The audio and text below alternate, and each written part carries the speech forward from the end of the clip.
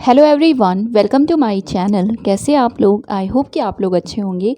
तो आज के वीडियो में हम बात करेंगे Indian institute of information technology, that is IIIT Raichur की। तो कर्नाटका में है बेसिकली, राइट। सो इनकी तरफ से आए हुए हैं नोटिफिकेशन फॉर PhD एडमिशन्स। तो यस, उसी को इस पर्टिकुलर वीडियो में हम डिस्कस करेंगे, राइट। सो उसके लिए आपको सबसे पहले इनकी वेबसाइट पर विजिट करना होगा, उसके इन द सेंस अप्लाई करने या बाकी इंस्ट्रक्शंस, PDFs, ये सारी चीज़ें देखने के लिए, right. So the website is IIITR.ac.in। ये लिंक आपको डिस्क्रिप्शन में मिल जाएगी, आप डायरेक्टली उससे विजिट कर सकते हैं। सो स्क्रॉल करेंगे तो देखिए यहाँ पे ऑलरेडी स्क्रॉल होता हुआ आपको दिख रहा है। अदरवाइज हम एकेडमिक्स को ओपन करेंगे, देन हम देखेंगे एडमिशन्स वाला सेक्शन, राइट। सो चलिए पहले ओपन करते हैं। तो यस, पहले आपको मेन्यू के इस टैब पे क्लिक करना होगा, देन एकेडमिक्स का section and then admission, right.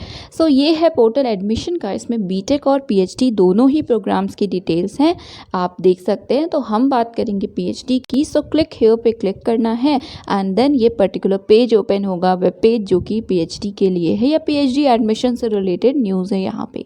So IIIT Raichur invites applications for admissions to the PhD program, और रेगुलर भी है with institute fellowship, individual fellowship के साथ भी आप कर सकते हैं रिसर्च, एंड एक्सटर्नल और वर्किंग प्रोफेशनल्स भी एलिजिबल हैं, राइट।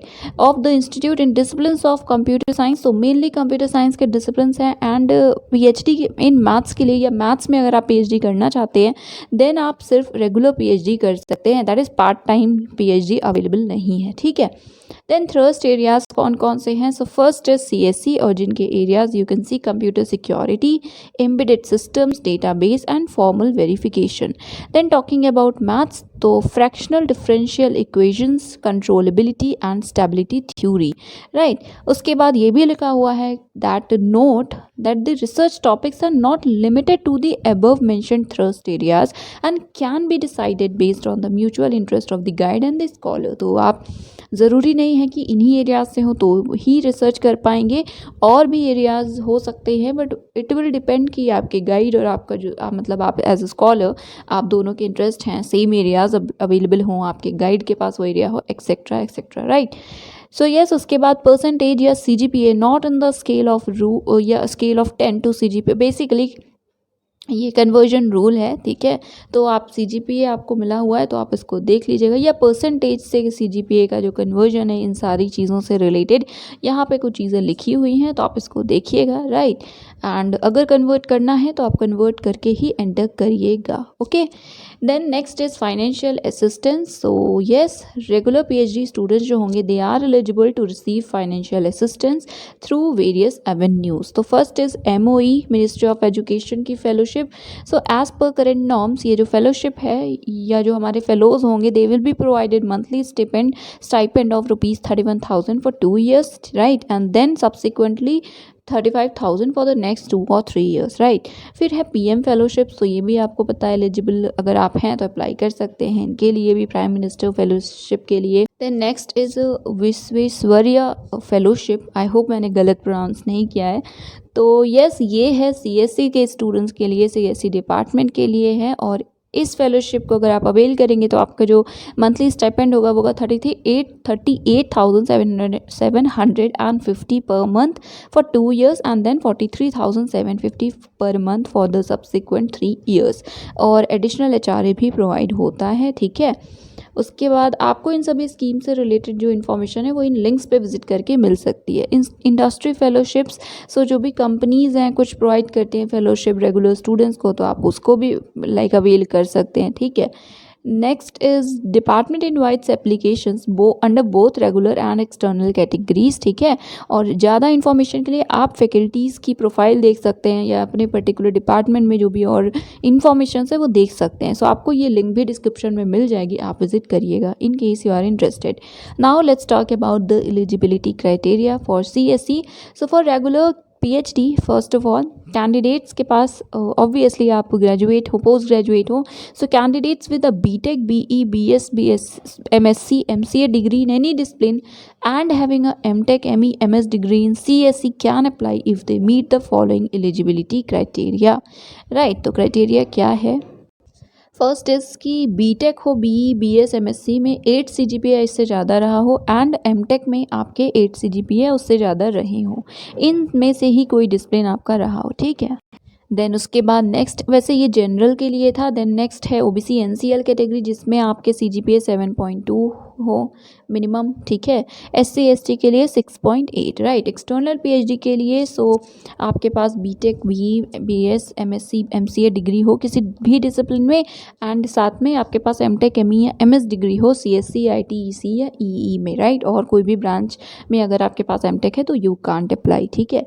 और क्राइटेरिया में again 8 CGPA for general and OBC creamy layer, then OBC NCL के लिए 7.2 CGPA in both the courses, okay. And then for SC ST 6.8, and साथ में इनमें से कोई एक आपकी क्वालिफिकेशन भी हो, सो you can see here, and at least one of the following. पहला है they must have at least 2 years of work experience in the field of CSC, IT, EC या EE, right। और अंडर ग्रेजुएट डिग्री से पहले ना रहा हो, उससे पहले के एक्सपीरियंस को काउंट नहीं किया जाएगा, कंसीडर नहीं किया जाएगा। आपका जो ये एक्सपीरियंस है अंडर ग्रेजुएशन के बाद का हो मेनली, राइट। एंड या फिर आपने ऑब्वियसली गेट क्वालिफाई किया हो CSC, IT, ECE या EE में लास्ट 2 ईयर्स के अंदर, ठीक है। सो यस, ये इन दोनों में से कोई भी क्वालिफिकेशन है then you can apply, right. And then eligibility criteria for mathematics, so maths के लिए जो क्वालिफिकेशन है वो है यस एमए एमएससी मैथ्स में हो, मिनिमम जो जीपीए हो वो 6.5 हो जनरल ओबीसी के लिए, 5.8 है ओबीसी एनसीएल के लिए, and 5.5 SC ST PWD candidates के लिए। देन नेक्स्ट इज असिस्टेंटशिप, अगर आप चाहते हैं तो उसके लिए आपकी क्या क्राइटेरिया है। So for receiving assistantship in PhD program, candidate must have minimum qualifying post graduate degree होनी चाहिए मिनिमम मैथ्स में, ठीक है। और आपका जो सिलेक्शन हुआ हो वो इनमें से किसी एक प्रोसेस के थ्रू हुआ हो। फर्स्ट इज की scholars who are selected through NET LS, मतलब नेट एलएस और गेट के थ्रू, या फिर नेक्स्ट है कोई और आपने नेशनल लेवल एग्जाम क्वालिफाई किया हो जो इनमें से किसी एजेंसी के द्वारा कंडक्ट कराया जाता हो, ठीक है। देन कुछ पॉइंट्स हैं नोट्स में, सो CGPA जो मेंशन है वो सब 10 पॉइंट स्केल में मेंशन है, ठीक है। नेक्स्ट पॉइंट है कि जो कैंडिडेट्स है जिनके पास जो डिग्री है उनमें से लाइक आप स्पेशलाइजेशन है आपके पास किसी और सब डिसिप्लिन में, CSC, EE या IT या ECE के, जैसे कि एमटेक है आप AI में, इंफॉर्मेशन सिक्योरिटी में, डेटा साइंस में, या और ऐसे डिसिप्लिन लिखे हुए हैं एक्सेट्रा और भी हो कुछ, तो आप भी अप्लाई कर सकते हैं। बट आपको कंसिडर किया जाएगा एज हैविंग एमटेक या ME in CSC, IT, EE या ECE, ठीक है। और जो एलिजिबिलिटी क्राइटेरिया है वो जो भी आपने ऊपर देखा वही है, राइट, वही एप्लीकेबल होगा। देन ऑब्वियसली डिपार्टमेंट के पास राइट है कि वो कट ऑफ डिसाइड कर सकते हैं एक्सेट्रा, उनका डिस्क्रिशन है सेलेक्ट करना ना करना। और यस, उसके बाद है application fee. So application fee for general और OBC is ₹300, for SC, ST and PWDs is ₹150, and for all the female candidates no matter they are from general और SC और ST, आपकी जो फ़ी है it is ₹120, right. Then yes, आपको pay कैसे करना है, सो SBI कलेक्ट का ये लिंक दिया हुआ है, डिस्क्रिप्शन में मिल भी जाएगा, आप इससे पे कर सकते हैं। एंड आपको ये जो प्रूफ होगा, जैसे कोई स्लिप है या कोई और भी स्क्रीनशॉट वगैरह है, कुछ भी डाउनलोड आप जो करेंगे, रेफरेंस नंबर वगैरह, तो आपको ये जो है वो प्रूफ बाद में अपलोड भी करना होगा अप्लाई करते टाइम, ठीक है। तो यस, ये लिंक है, आप इसे विजिट कर सकते हैं।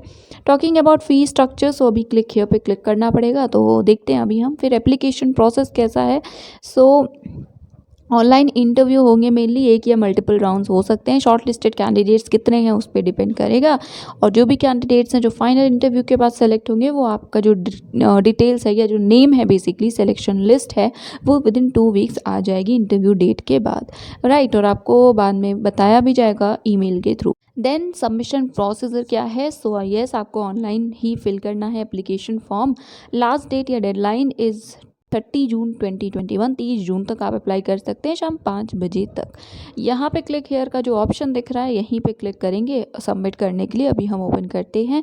किसी भी तरह की कोई क्वेरी है तो आप इस पर्टिकुलर ईमेल आईडी पे सेंड कर सकते हैं, विच इज़ queries.phd@iitr.ac.in। ये भी आपको डिस्क्रिप्शन में मिल जाएगा, राइट, या लिंक मिल जाएगी। तो अब चलिए पहले एप्लीकेशन वाले इस पर्टिकुलर पोर्टल को ओपन करते हैं एंड देन फी स्ट्रक्चर की बात करते हैं बिफोर साइनिंग ऑफ। ओके, सो ये क्योंकि गूगल फॉर्म है तो इसलिए आप जब क्लिक करेंगे तो गूगल फॉर्म होगा जो आपकी अपनी आईडी से ओपन होगा, तो आप इसको ओपन करके देखिएगा। कोई स्पेसिफिक पोर्टल नहीं है, आपको गूगल फॉर्म के थ्रू अप्लाई करना है। तो हाँ, हम फीस स्ट्रक्चर देख लेते हैं अब। सो येस, ये पोर्टल या पेज ओपन होगा बेसिकली, तो इसकी लिंक डिस्क्रिप्शन में आपको मैं प्रोवाइड कर दूंगी, यहाँ से आप डाउनलोड भी कर सकते हैं। और वैसे ये है आपकी फ़ी। सो एडमिशन फ़ी ₹525, आईडी कार्ड, बाकी फ़ीस है वन टाइम फ़ीस, ठीक है। उसके बाद बी में आपको दिख रहा है फंड के तरफ आप लाइक कंट्रीब्यूशन होगा आपका, फ़ी नहीं है ये। टोटल कितना होगा, रेगुलर के लिए 6300 एंड स्पॉन्सर्ड और QIP के लिए 5250, ठीक है। और रिफंडेबल डिपॉजिट्स कितने हैं, सो ये 10,500 वन टाइम है और ये रिफंडेबल है, ठीक है। फिर फ़ी जो हर सेमेस्टर में आपकी लगेगी वो कितनी है, सो आप इसको देख लीजिएगा। Overall I think B plus C it is 6825 for general category and for sponsored it is 22,575। बाकी आप कैटेगरी वाइज देख लीजिएगा। फिर यहाँ हॉस्टल फ़ी भी दी हुई है, अराउंड 20,000 है, ठीक है। फिर यहाँ नेक्स्ट मेस की जो भी चार्जेस हैं वो दिए हुए हैं, ठीक है। तो आप देख लीजिएगा। ऑब्वियसली ये गवर्नमेंट इंस्टीट्यूट है तो आप पूछेंगे, तो ये IIIT है, आपको पता है IIIT हमारे गवर्नमेंट के इंस्टीट्यूट्स हैं। तो in case you are interested then you can apply. जो भी लिंक्स हैं वो डिस्क्रिप्शन में मिल जाएंगी। वीडियो हेल्पफुल लगा है तो चैनल को सब्सक्राइब करना मत भूलिएगा। And that is it for today. ये था आज का वीडियो और information. Thank you so much for watching.